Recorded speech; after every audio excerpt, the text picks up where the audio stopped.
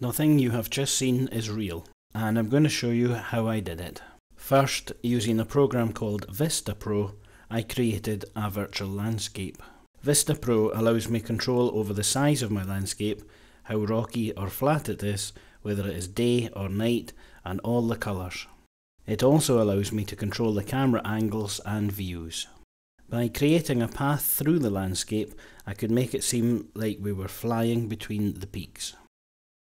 Once I was happy with the landscape and the flight path, I rendered out 8 sets of JPEGs, 1 wide angle and 1 zoom for each camera view, forward, back, starboard and port.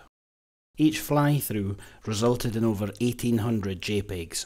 When these JPEG stills were imported onto Pinnacle's timeline with a 1/25th of a second duration, I could render an AVI file of 1 minute and 12 seconds. For the view inside the cockpit, I used a JPEG from a chroma key CD I purchased on the internet.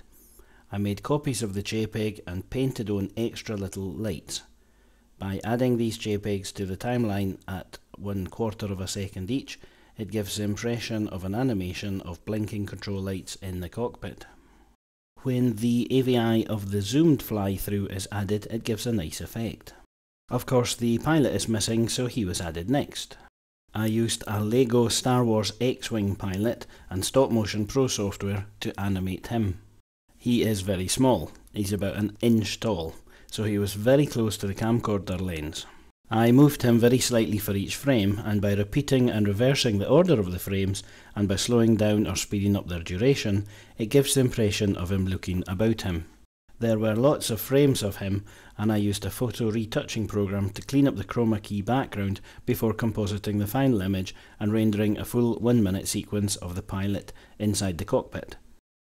First from behind, then the left side, right side, and front on.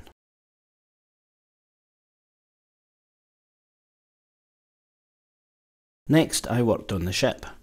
I was experimenting with Autodesk 3ds Max software, which is great at doing computer-generated images and animations. There is a website where 3D models of spaceships can be downloaded, so I found an X-Wing fighter to use. The software is tricky to use and has a steep learning curve, but with 2 instructional books I worked my way through, learning to move the model and animate it into the background I had already created. 3ds is able to create the background as a 3D model and part of the image, but that is way above my level just now.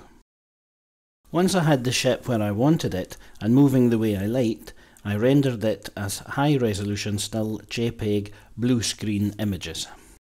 Again, there were over 1800 of these images, so each flight path took about 15 hours to render. Once the blue screen ship images were composited onto the wide angle background shots, it looked okay and was rendered into an AVI. Again, I did 4 flights, 1 from each angle: ahead, behind, port and starboard. For extra realism, I decided to add a glow to the engines, and using particle illusion, I added a glow to each frame on each of the 4 engines. Yes, I had to move the glow for each engine on each of the 1800 frames. This took ages, I think maybe about 6 hours in total. Now I had another 4 clips, this time of the outside of the ship from all 4 angles.